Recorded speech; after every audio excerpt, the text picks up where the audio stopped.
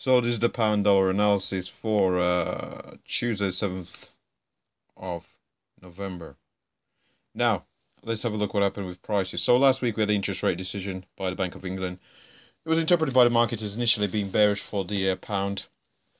It was even though it was a rate hike, it was deemed to be a dovish rate hike. And let's grab the pen. And there's our candle. That's our news related candle. We did see selling momentum come in to the market in around this 32.81 level. As you can see here, formed a bit of a double top. That was even before the news came out. We also had the prices stalling in around this 33.04 level as well. So we had a bit of a head and shoulders pattern form, and we had a breakdown of prices before the actual news event. So we did have a bit of a consolidation on the on Friday.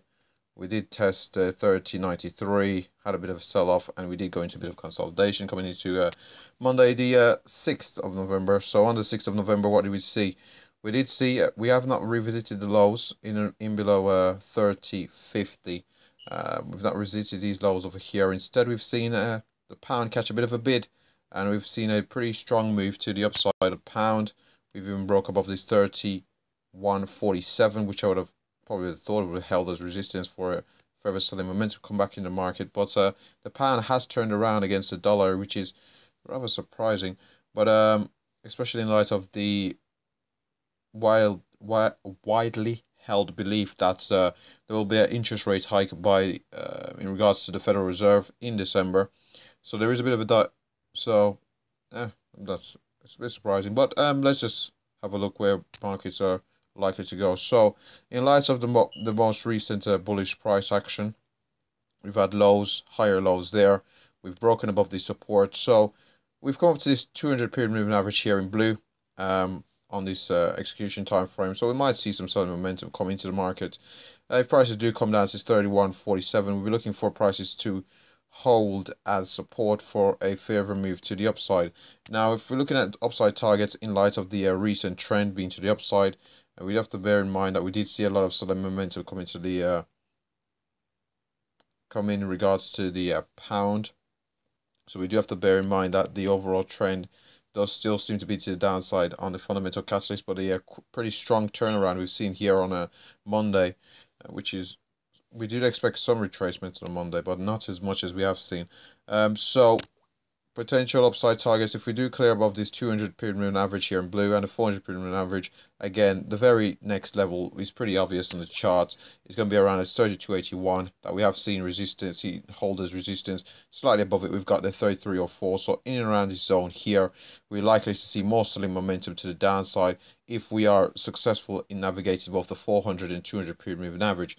Now, if we do break down from 200 and 400 period moving average, we're looking for a test of 31.47. If we do not hold that level, we'll be looking for prices come down to this weekly pivot in around 30.93, which has proved to be very strong in the past, as indicated there, and on several occasions. Let's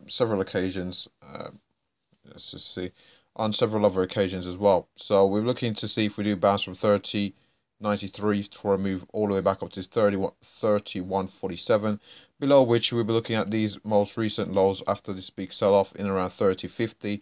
Below that, we'll be looking at the 30 number, the 130 being a very big round number, where we're likely to see some profit taking and some buying momentum likely to come back into market. Even if it's just a dead cat bouncer, probably shallow retracement, possibly 50 or so pips, we may see some buying momentum come into the market just there.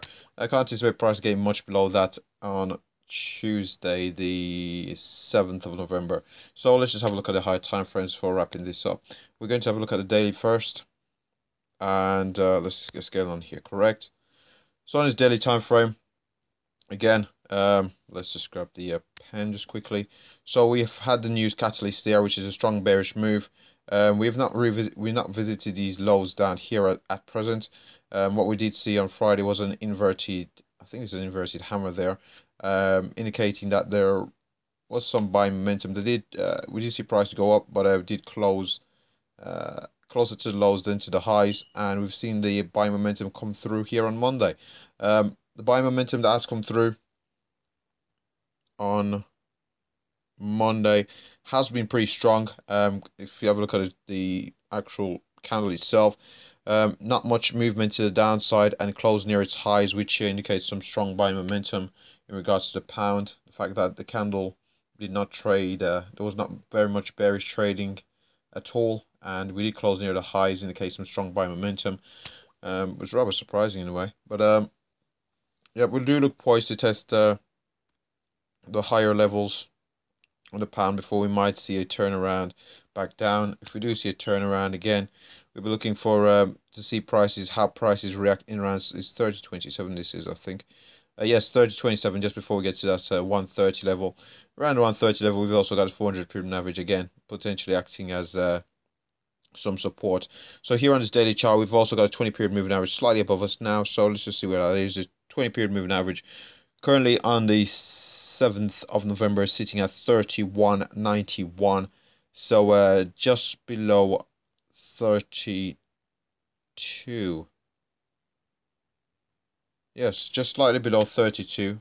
132. Let's just have a look at the charts where that is. So 132. Yep, so it's just there, just above the 400 period average. Actually, no. 31.91 actually. Let's get this right. 31.91. The 400 period average. The 400 period average is sitting at. Spare with me a second here. 400 period average is sitting at 31.89. So we could pretty much use the 400 period average as a reference for the 20 period moving average on the daily time frame. So we'll see how prices react in around the 200 and the 400 period average. We already mentioned that. So let's just have a look at the weekly time frame for wrapping up here. And on this weekly time frame, again, we are operating in the shadow. The most recent trend, even though the overall trend does appear to be the upside, the most recent trend over the past month, month or so, has been to the downside. From our test up at 36.57, we've seen quite a bit of selling momentum coming into the market. The 20 period moving average on this weekly time frame has been acting as support, some dynamic support for prices. So we did slightly close below it there on last week. After seeing this candle, we did see some buying momentum, but the fact that the candle closed near its lows, again, a lot of selling momentum, that was based on the news catalyst. We have found a bit of a bid, surprisingly enough, today, and we have to see how the rest of the week develop. But again, overall, we are in a bullish trend on the weekly time frame, but we've got a very heavy retracement so far, and in light of the past 2 months or so, we have seen some bearishness, some strong bearishness into the market. So that should wrap up the pound dollar analysis. So before I go, LCS, like, comment, subscribe. Thanks for watching.